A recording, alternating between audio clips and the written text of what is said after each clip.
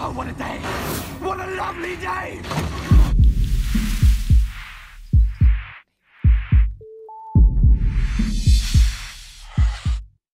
Welcome to Flat Earth Debate. I'm your host, Nathan Oakley, and if you are new to this channel, or you've not done so already, be sure to subscribe and hit the bell notification icon to keep up to date with the Flat Earth Debate. If you would like to support this channel, there is a super chat that runs alongside each of these shows while they're live, but there's also a link in the info box below the video once the video has rendered.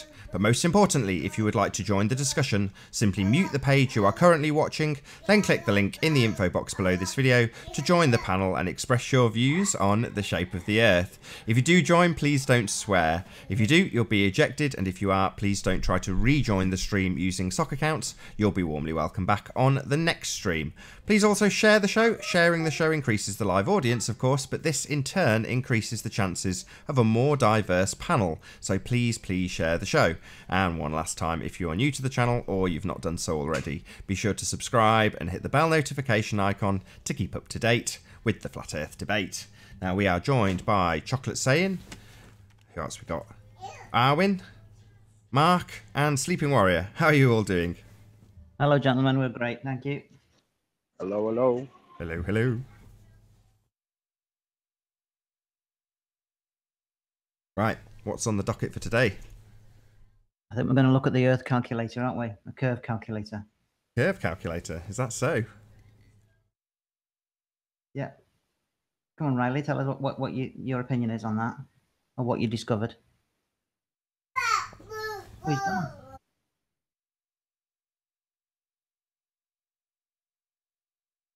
He might be on the phone or something. Great start to the show. He's back again. You back with the Sleeping Warrior? There's two of him now. I can see two of them on the screen. I think it's going to be one of those days. I was going to say, I got two of them. One of That's too many, isn't it? Great start, guys. Great start. So, curve calculator. What of it, Mark? Well, you can do it. You can work it out yourself by going along with their assumptions. 69 miles is 1 degree around the circumference of a circle, isn't it? Going by their figures, 69 miles is 1 degree. If you've got one guy standing at one point and another one 69 miles away, the shortest distance between those two guys is right through the curve. So you've immediately created yourself a triangle going from each man and then down to the center of the Earth. And so you can work out from that the height of the bulge in front of you. Did you follow that? Yeah. So far, so good. But before you went live, Anthony said that he feels that the Earth curve calculator is heavily biased towards the ball. But we don't really need the curve calculator. We can do it ourselves. Yeah, well, I feel it stands in contradiction to what they assert about gravity, which is to say that you're at the top of the ball. Well, if you're to be angling yourself backwards and looking at a ball that is above you, that necessitates that being the top and you being below it. So it kind of contradicts what my ideas, I'm not going to say I'm correct, but my ideas of what gravity was defined as. Right, okay. And if there's a guy that was 69 miles away from you, the shortest distance between you and him is right through the bulge, isn't it? Yeah, right. I've got you. Yeah, so that's the bulge that will obscure the boats going over the horizon or whatever. We don't really need Metabunk to tell us what that bulge should be. It's just a handy tool to use, but I'm trusting that it's correct. But I think Anthony's going to tell us that it's not when he comes back. Sure. I know Chris Monk had said a couple of times in the past that the calculator was totally fallacious, and even if you were going to calculate how you would look on a sphere, it wouldn't work out to what they calculate it to be. Yeah. Okay. Well, we can just work out the drop ourselves. Oh, he's away. He's gone. Maybe that's going to be a conversation for another day. Well, you're only working out drop if you presuppose you're on a sphere to begin with. That's kind of my argument. You know, you only have a necessity to work out how much drop if you're automatically on a sphere already. Yeah, when we put our argument forward, though, we will use Metabunk just to humour the ballers, don't we? I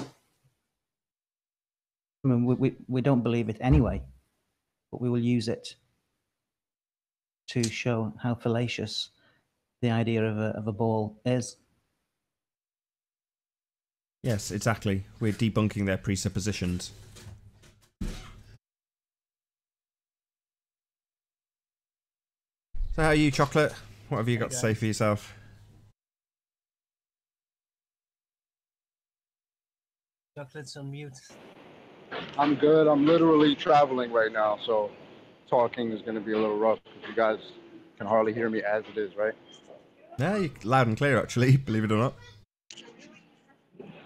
That's hilarious. When I'm sitting in my house quiet, you guys can't hear me. Yeah, but I'm good.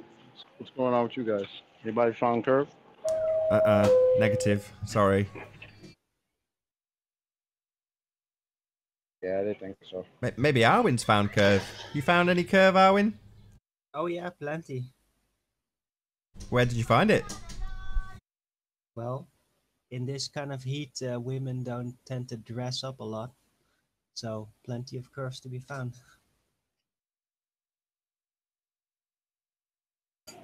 I hear that, or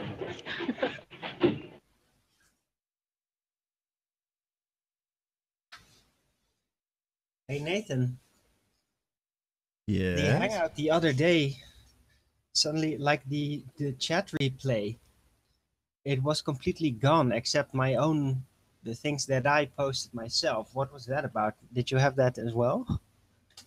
No, when it's rendering that happens, it's just glitchy. If you went back to it now, it'd probably all be just as is. Also, at the top of the chat, when it's on a replay, there's two types of chat. You can have top chat or all chat. And I don't really understand the difference between the two, but there is definitely a difference, apparently.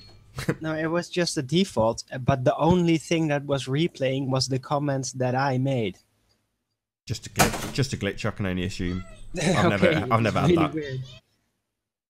Never seen that before. One thing I did notice is that before the show goes live, the comments in the chat room still go on the recording. So if you press play on one of the, the rendered videos, not live, you'll see the chat replay, but you can scroll up and see what's happened and what's been said before the show went live, which I thought was quite cool. Yeah, I noticed that too. Yeah, it gives the chat a bit more relevance. I've tried to do that. You can obviously see on screen now. I've got the chat on screen because I wanted it to be contained within the show. It's part of the show, and YouTube have done exactly the same. I'm sure it's not as a consequence of me doing it. It's been in OBS for a long time as an overlay. But my point is that people want to see what's been said during the chat, and it always used to frustrate me after you did a live show. You'd go to comments, and it's like you've got one or two comments because everyone's moved on. Doesn't matter if you had 200 people watching, they're all on to the next video rather than commenting, and they've left dozens in the chat feed, but none in the actual comment section. Not that that's a problem these days with this being so controversial, but yeah. Yeah, people like live comments a lot more than afterthoughts. Yeah, for sure. Did any of the people in the chat actually share the show? Say it at the beginning of every single show. Are we live now? Nathan? Say again?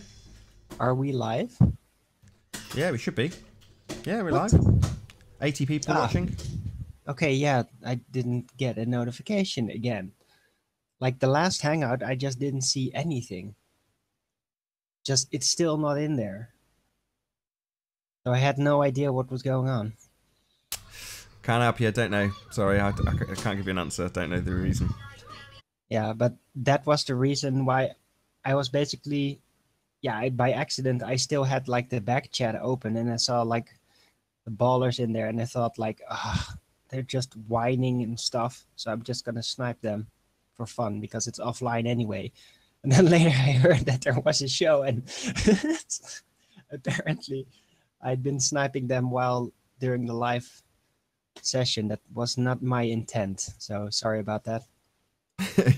Yeah, he was a bit And annoyed Dom, about I that. actually sniped you 4 times. So, but yeah, if I had known that it was live, I wouldn't have done that. I'm not like that. So sorry about that. I just Yeah. shared it on Facebook. I said to him at the time, who cares? You're here now, who cares?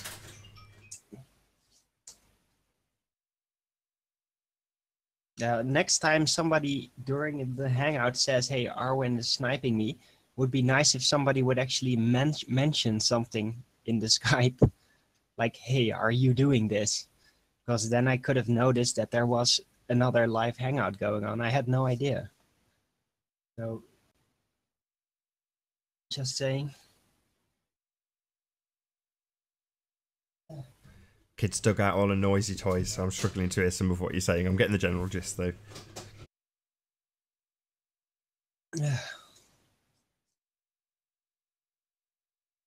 Damn you noisy toys.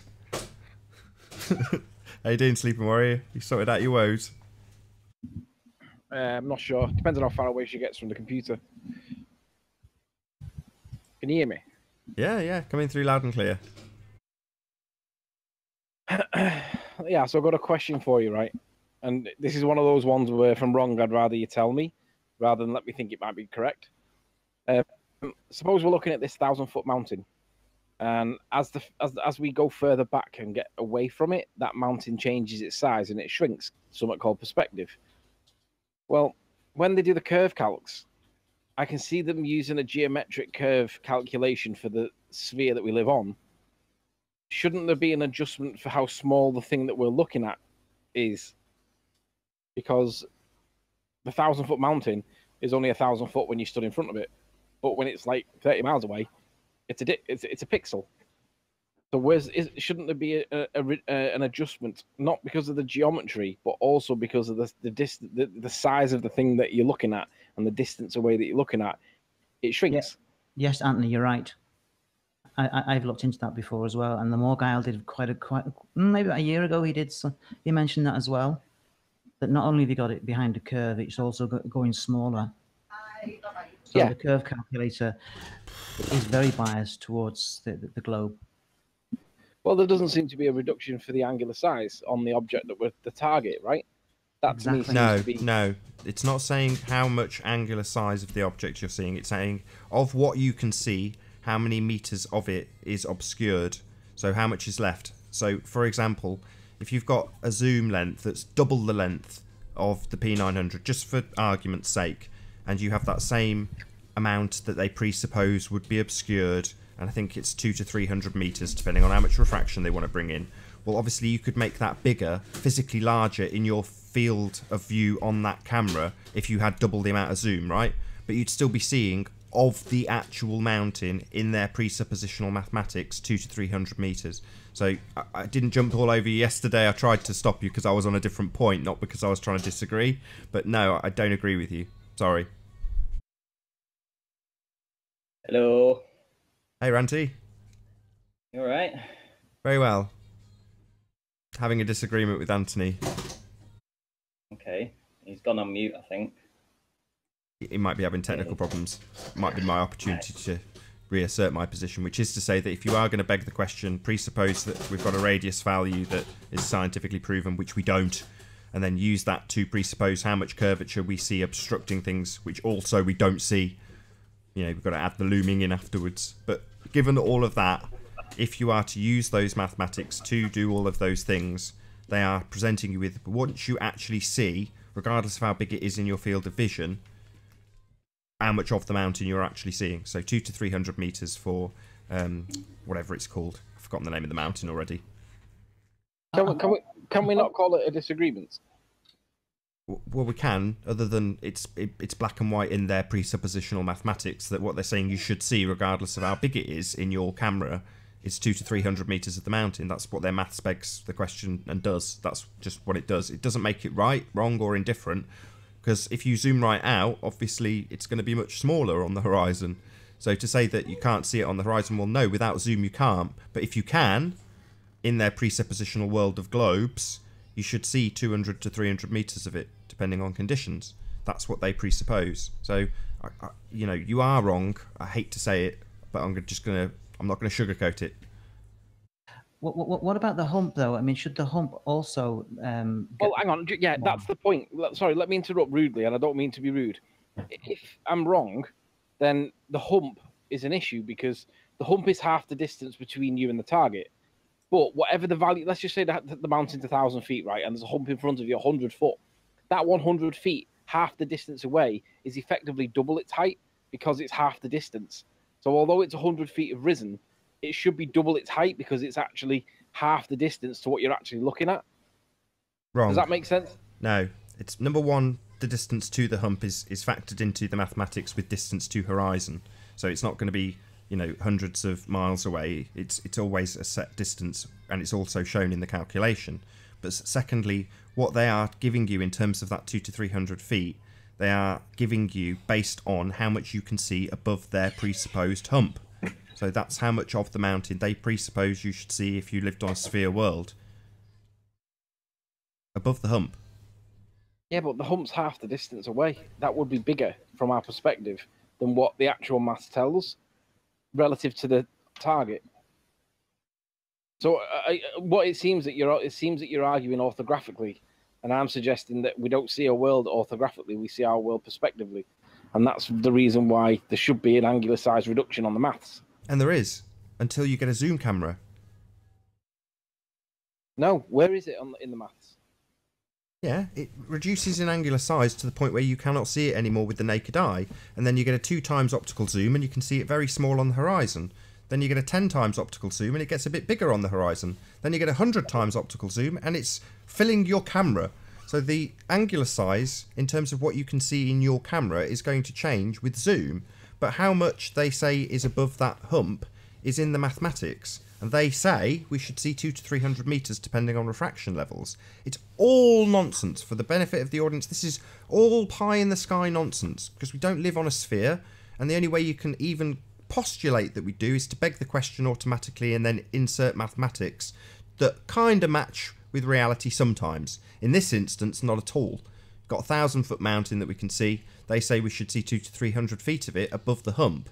You're saying because of the angular size at that distance it should be gone. Well, yeah, to the naked eye. That's negated by zoom.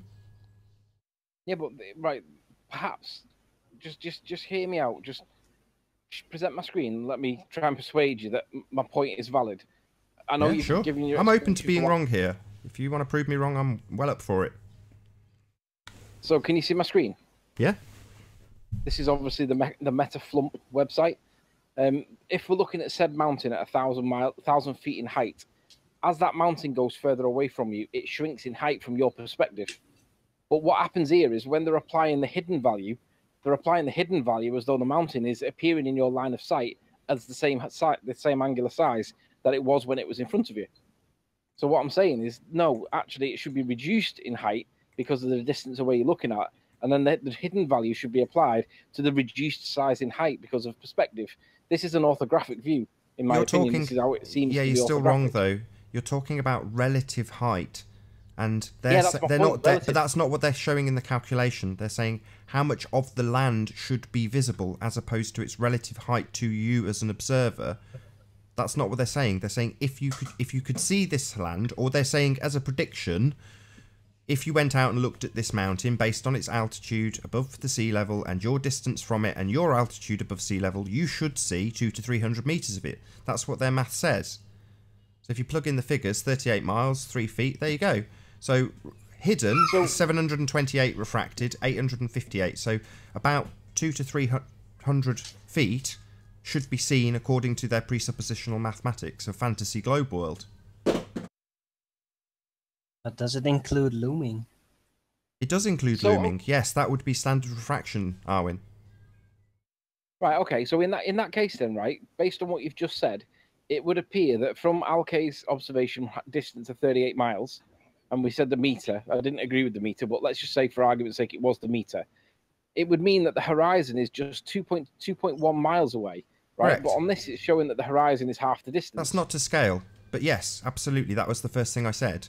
So you asserted something like well, it must be, I can't remember how many miles you said away. And no, it's actually considerably closer, especially at low altitude when you're very close to the sea level. Yes, the horizon is very close to you. But that doesn't alter where they presuppose the land at that distance should pop above that horizon, no matter how close it is to you.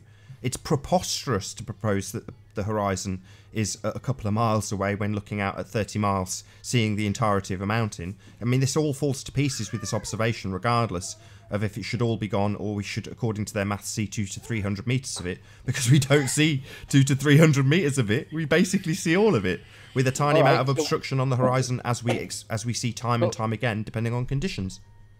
Nathan, let me just apply this then. If according to the maths, the horizon is 2.12 miles of 38. So let's do 2.12 miles divided by the 38. That should give us the percentage difference. So it's 5.5% of the total distance. So let's apply 5.5% of the total distance. So basically, the scale here, we're going to have to guess it. But if we put this to be there, that would be the horizon would be half. But we're looking for 5%, right? So what we're trying to do is get a scale roughly for 5% of the distance relative to the observer. So half of the bulge there is half. So we've got 25 would be there. So we need to go a bit further around. So let's just push this a bit more. Actually, I'm running out of screen. Let me just, there we go. We're trying to get the horizon. Actually, it doesn't allow for me to do it. That's just, oh, hang on, no. Well, the most I can actually get out of this, and correct me if I'm wrong here, seems to be, oh, there we go. Right, okay, so we need to still go for 5%. So there's 50%. So 25's in the middle. So we're about half of 25. So that's about 13%. So we need to go a bit more. So hang on, just bear with me. Let's zoom out a bit more. Drop this down a bit. Zoom out. Yeah, but now you would be technically looking halfway the quarter of the planet, way around the Earth now, Anthony. This is not to scale. So you're now quarter of the way around the Earth. You're now sat on the equator. To represent 5% of the distance that we're observing this thing, because that would then be proportionate, right? Am I getting this wrong? I keep saying this is not a scale drawing. Even they would disclose that. Okay, but it's kind of weird because it's of hard all work, the Anthony. angles At the involved moment, in for there. all the ballers watching, I am currently fighting their argument for them. I mean, all we're doing is begging the ball question, and I'm literally backing up their arguments right now. This is bad. Yeah, I understand. But according to their maths, it requires that the horizon be 2.12 miles away of 38 miles. So that represents a 5% distance. And I'm trying to replicate the 5% distance to get the scale right. So what I'm saying is, if the horizon value is correct on their maths, now let's just say that I can't get it any bigger, but there's 50% of the distance. So half of that's 25, which would be there. I'm about 10% of the total distance. And I can't get it closer. This is as far away as I can get it to make it match. So basically, to get that value there of the horizon accurate, that's what it needs to look like. And we're still not getting there. 5% is virtually nothing. So this maths doesn't appear to work if the angular size reduction is catered for in the maths, right? Well, I keep saying this. The angular size reduction is not what they are measuring. They are measuring how much of the land should be obscured or visible, depending on which way you want to look at it, as opposed to the angular size. What you're arguing is what you would get completely negated with a zoom camera. So the angular size becomes irrelevant if you can fill your frame of your camera with it. But I accepted that, but then Mark Doxey correctly brought up the point of the bulge, and I agree with Mark. Then if you're going to say that, then the bulge then becomes an issue, because if you're saying that the angular size is not there because it's been adopted by the maths.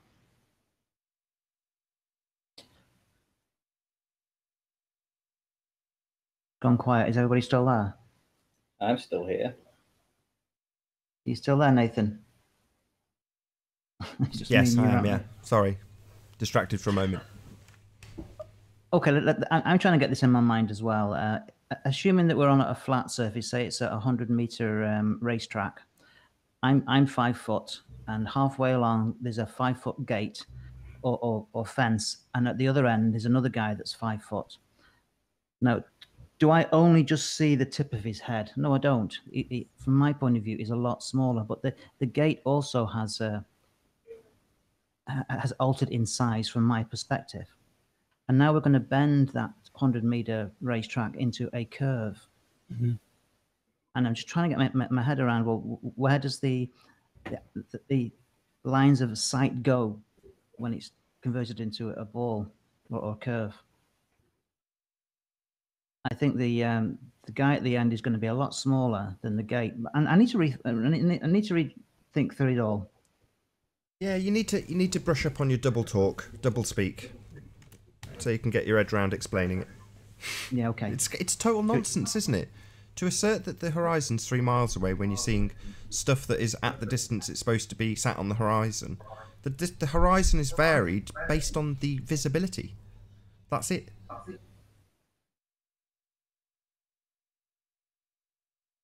Sorry, did you ask me a question? No, we said it's all nonsense. You know, and in order to explain this, or you know, you need to be very well versed in doublespeak. I just find that if there's no angular size reduction because Can you mute, Mark? You're causing a bit of echo. Sorry. If there's no angular size reduction because of reasons, whatever they may be, right or wrong, then the bulge, like Mark pointed out, is an issue because the bulge then becomes disproportionately small because it should be bigger. The bulge needs to be prospectively bigger, but also the horizon also becomes an issue. So it's like, for me, it's like, hang on a sec. If Dawn won't accept that, he should be basically gone, no matter what, and that's his position. And the Rumpus claims that it's perfectly supporting a spherical Earth, and it clearly isn't. How do we get conclusion on this point? Because there seems to be an awful lot of porky telling. Yeah, on the one hand, I completely agree with you, but on the other hand, it was painful yesterday when you've got the Globers saying you're wrong in your assertion about the, you know, being completely gone. If you want to claim that from the naked eye, yeah, it would be completely gone. You wouldn't see it. You've got no hope. But you've only got to double your focal length of your camera, and then you can make it bigger. But how much of it is actually physically appearing, regardless of how big it is in the frame of your camera, that's what they're calculating and claiming in terms of how much you should see. And it's completely wrong. That's the main focus here. I'm going to reassert this again. They've claimed we should see 200 to 300 feet of... What's the mountain called? Elsa Craig. Elsa Craig. So we should see 200 to 300 metres depending on how much light is being bent by this presuppositional 7/6 of a presuppositional radius. Then that's nonsense, because that's not what we see. And there's all sorts of other problems that you're highlighting with the hump that should be in the way and isn't, etc, etc, etc. Yeah, and the horizon is clearly a lot further back than what the model tells us. I mean, 2-point-something miles, it's nonsense. We're seeing that whole mountain almost.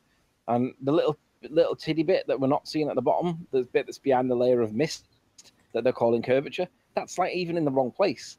So it appears that this Elsa Craig observation, Rumpus claims that it supports the spherical Earth. It doesn't at all. It totally and utterly poos all over it. And I think there needs to be somebody that can explain this, scientifically at least, because the Rumpus doesn't explain anything. He just, he destroys the conversation by arguing ad homs and calling everybody an idiot and a moron, and that's not what we need.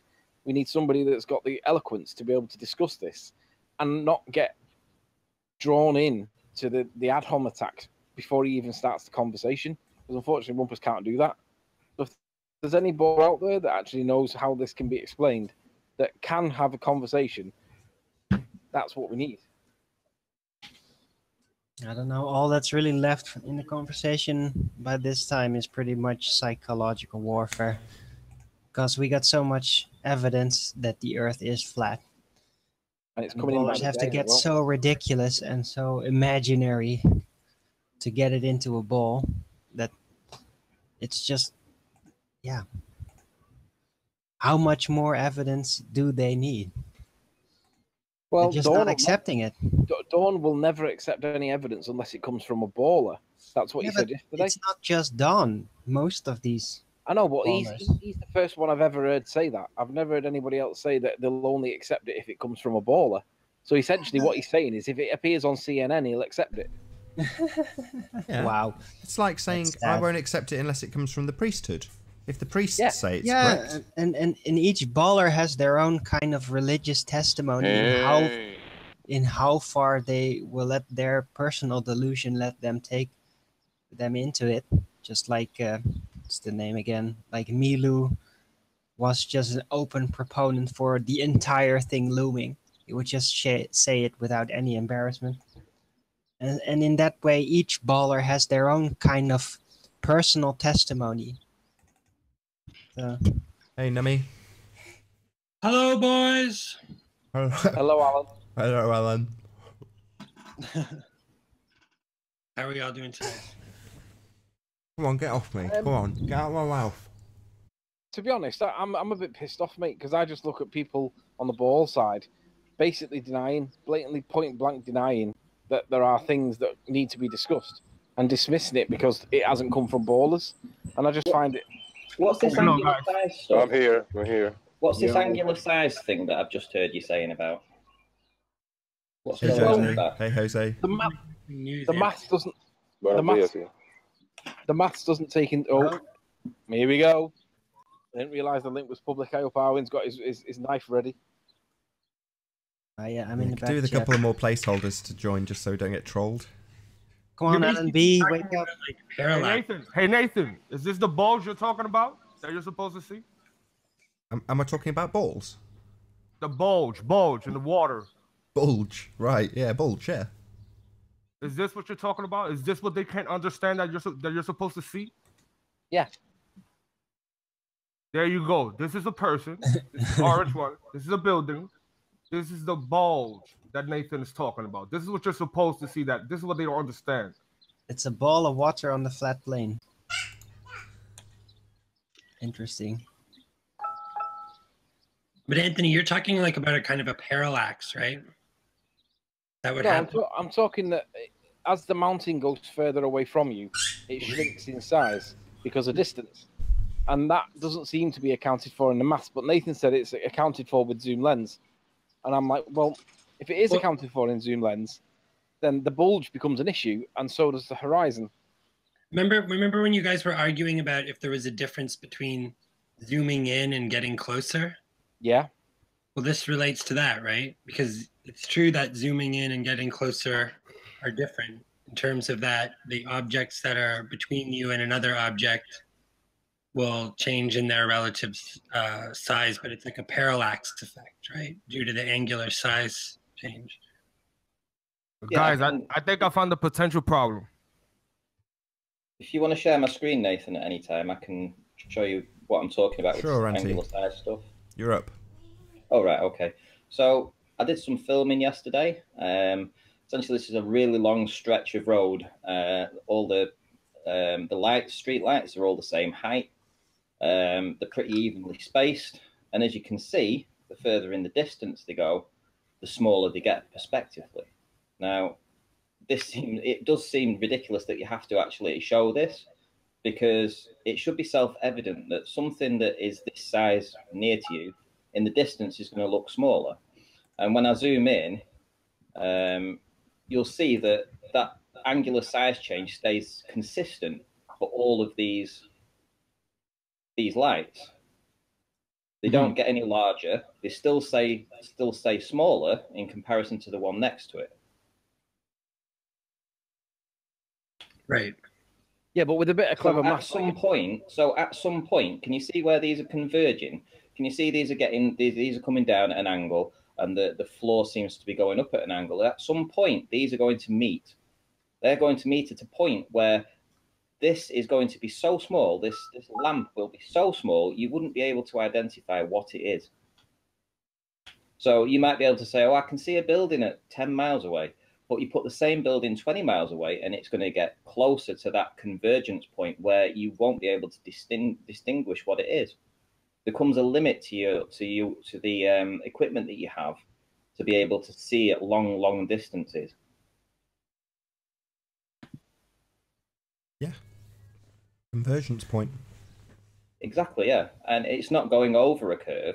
It's just that the angular, the size change due to perspective and the angular size will make it so that at some point this will disappear. You will no longer be able to see. If these cars weren't in the way, you know, they would converge to a point and you wouldn't be able to see these. A bit like Soundly with his Lake Pontchartrain stuff.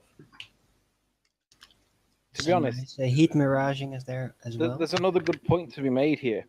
the gap between the lampposts is consistently the same all the way down. That's a logical deduction that we can deduce, right? We all accept that the lampposts will be spaced evenly. Now, as it gets further away, the space appears to get smaller and smaller and smaller because, well, it's perspective, right? Yeah. What that means is when you have something that's close to the horizon, it will be compressed because what's happening is the whole height of that thing, in this case 1,100 feet, is being squashed into a very small. And the more it's getting further away and the more the angle is becoming horizontal, it's going to be squashed. But that only happens on a plane. That won't happen on a sphere. And we saw that in the... We get one more random member of the audience to join, just so we're not continually being interrupted by this troll, because we've got 9 members on the panel. So one more person will mean that I don't have to mute every time this troll joins. So yeah, just need one more random stranger. You don't even have to talk and join the discussion. Squashing and looming. Yeah, squashing gets flatter. Looming doesn't exist. I can show you some squashing, if you like, because I went much further to try and see Barrow. Okay, well then tell me what they mean by looming then, because... But Nathan, you're saying that, okay, so just to go back to this argument between the issue that Anthony and Nathan are discussing about whether the bulge should be calculated by its angular size, right? Like, how is that accounted for in the curvature calculator math? Not is it? That was my question. Well, I'm just curious. Like Nathan, you said it is, right? So what part of that? Like, I'm not. This is an interesting argument, I think. Well, Nathan said that it was accounted for with the zoom. When she zoomed back into it. Hey, Alan. Hello. Thank you, Alan. That's Thank much you, Alan. appreciated. Good to have you.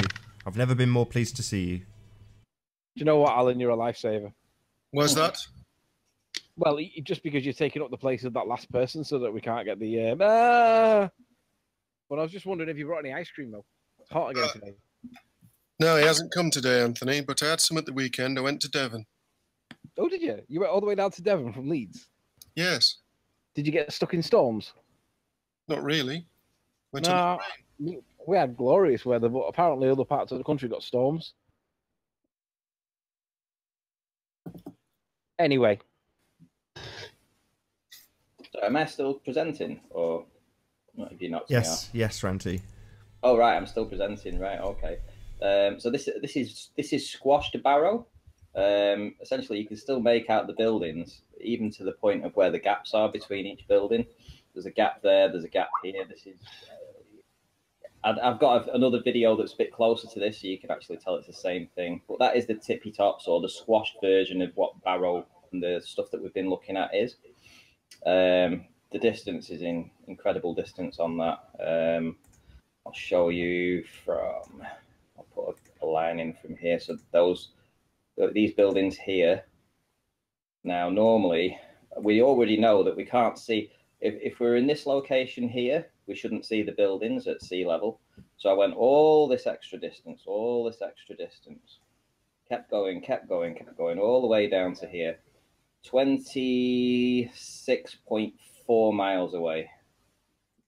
26.4 miles. And I'll show you, it's on the video as well. And I also got some still shots. I'll just start myself at the start. This is where I am in relation to the sea. And this is where, to be fair, I didn't even see it with the camera because it's got a very small optical thing that you can look at. And it was only when I was looking through the video afterwards that I noticed I'd captured it. But this is the tippy tops of those buildings. And if I do the curve calcs on that, let's see what the curve calcs on that was. 26.4. 26.4. Viewer height, I'm going to say, was about 4 feet. So hidden should have been 382 feet. Okay.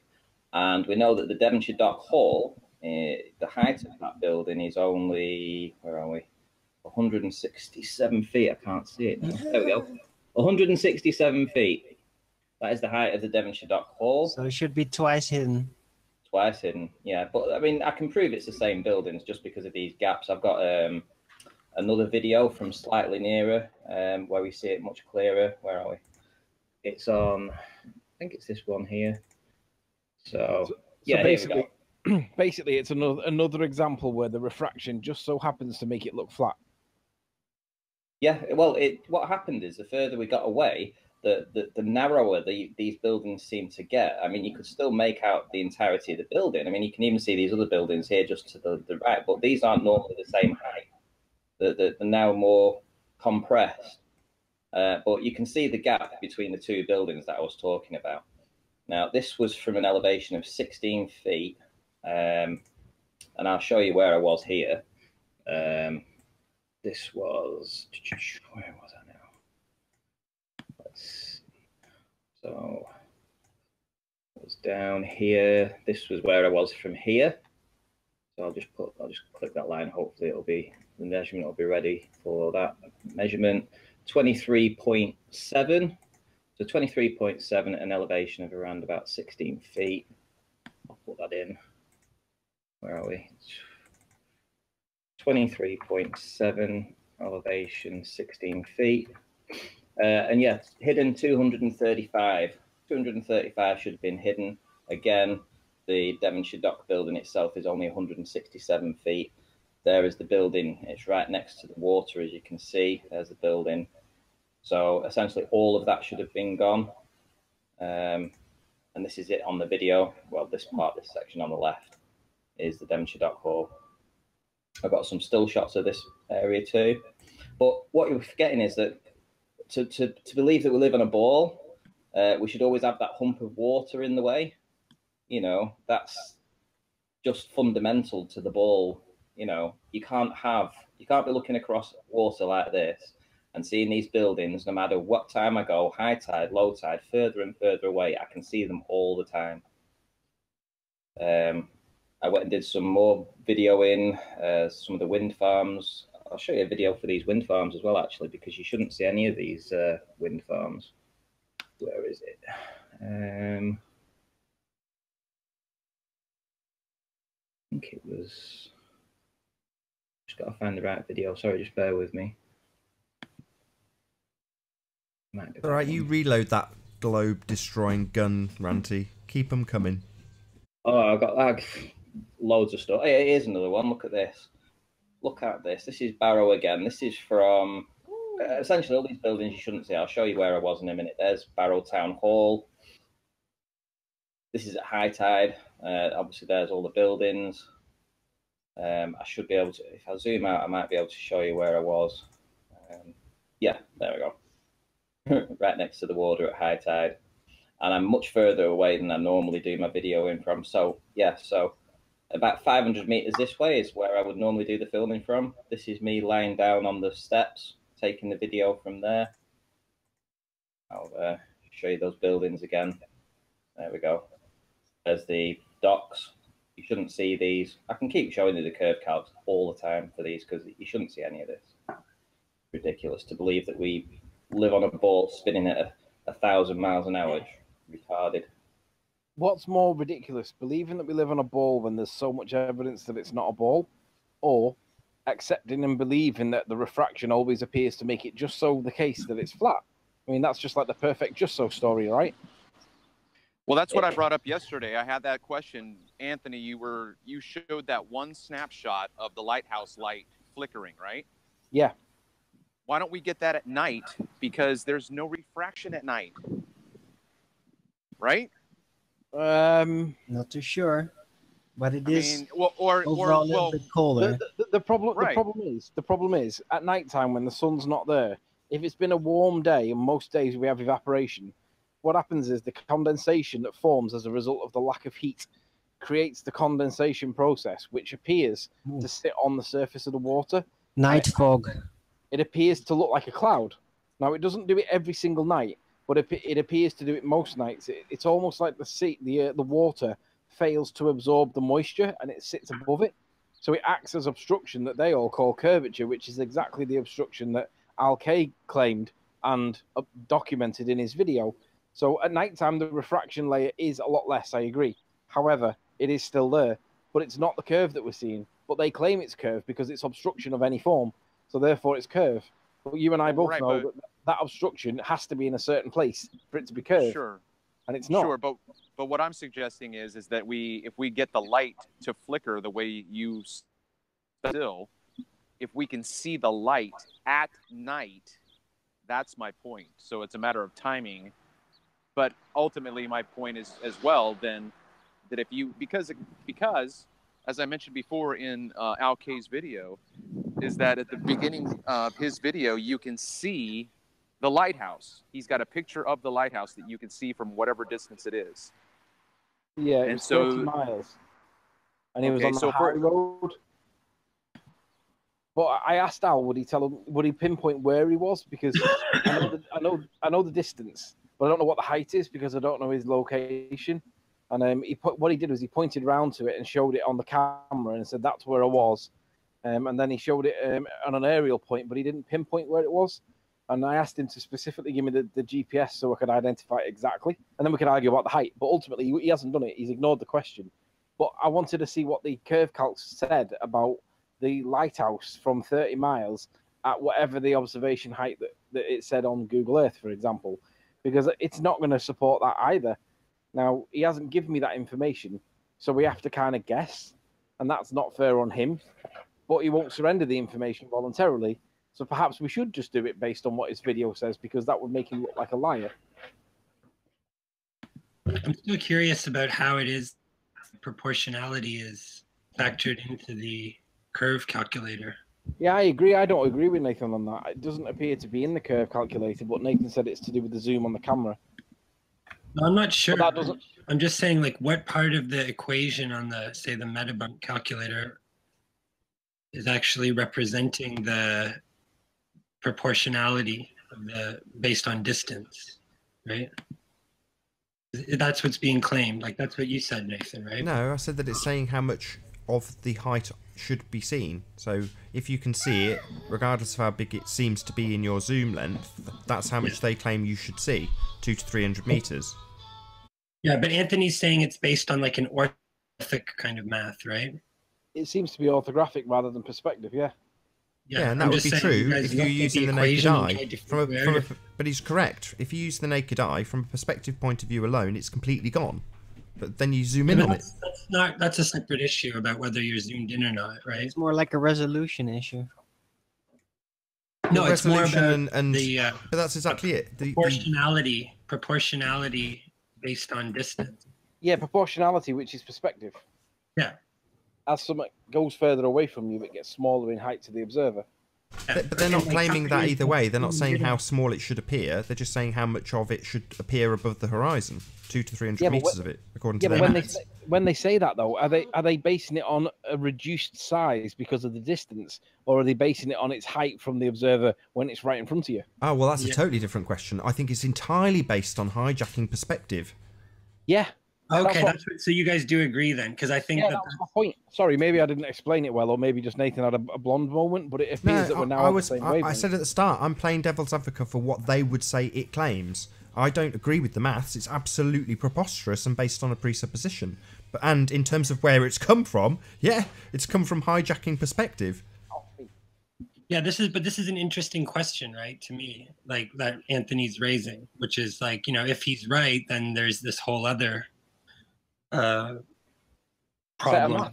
Yeah, there's a whole other problem with the curve calculator. If Anthony's right, I mean, I haven't taken apart the equations, but I'm just saying, like, if proportionality isn't represented in the equation, then it would be, you know, based on what he's like describing as an orthographic. Well, I tried to illustrate the problem with the horizon at 2 miles of a 38-mile observation. That would mean that from that 2-mile horizon, everything beyond that point should be beginning to go behind the dip. But the amount of exponential curve on 38 miles compared to a 2-mile horizon is huge. Yeah. So it doesn't appear to be proportionate, and therefore perspective doesn't appear to be addressed. And no, but it's not really relevant because it just gives the overall height, the percentage, basically. No, it's very relevant. Yeah, it is very relevant. No, but I don't know. It just says how much of the literal height is obscured by the bulge, so-called. Yeah, but it's the literal height subject to it is not 38 like miles. how high it really looks. It's just Arwen, it's supposed just to a be technical. But you're supposed to be deriving that from looking at the Metabunk calculator. You're supposed to be deriving what's going to be seen, not what is, right? Exactly. Yeah, well, in that sense, it is completely flawed because it never works out because things aren't obscured. Right, but we're just talking about, like, is there a kind of fundamental error in how this is being calculated? And I don't know. Yeah, it presupposes a globe, and it's not there. From that, That's the fundamental error. But this is a separate issue. We allow the presupposition, just for argument's sake. Is there then still a fundamental error in the calculation that's based on the lack of accounting for the proportionality? Yeah, I think the two are one. Which is what I believe is the case, because you can't get the horizon and the bulge to be proportionate to the drop if you try and make it proportionate. I think the two are one and the same thing. You can't include perspective if they are hijacking what perspective does in reality to presuppose a curve is there. So to include it would be nigh on impossible. Well, then you have to accept that the hijacking perspective, which is easy for us to say, but they're never going to accept that. Therefore, they must include it and account for it. But we're demonstrating it, or you are. Ranty certainly is. Yeah, I'm not sure that most people would even get the point, because Arwen doesn't seem to get it, and it's blatantly obvious now that I've pointed. For me, I don't know why I didn't spot it before, but now I realize. I think I know exactly what you're talking about, Anthony, but I'm not sure the other people here are quite getting that. We have to articulate this point better, I think. I was going to say maybe it's to do with the presentation of it. The way I presented it perhaps might not be the best way of doing it, but now that I realize there's an issue, it's just finding the right words to make my point. But it appears that they're not reducing the observation, the target, relative to the observer. They're applying the maths to it as though it was right in front of you at 1,000 feet. Now, obviously, when it's 38 miles away, it ain't 1,000 feet. It's a pixel. So it's like, well, that needs to be accounted for in the maths. It doesn't appear to be there. And with that, I'm going to say first and foremost, a huge, massive, enormous thank you to all of the debating panel for making this debate possible. And of course, a massive thank you to all of the live audience for tuning in. If you hated this video, you know exactly what to do. But if you liked it, be sure to hit the like button. Maybe consider subscribing and sharing with a friend. I've been Nathan Oakley, and I will see you all in the next video. Oh, you want to get in at the end, do you? Come on then. Oh, what a day! What a lovely day!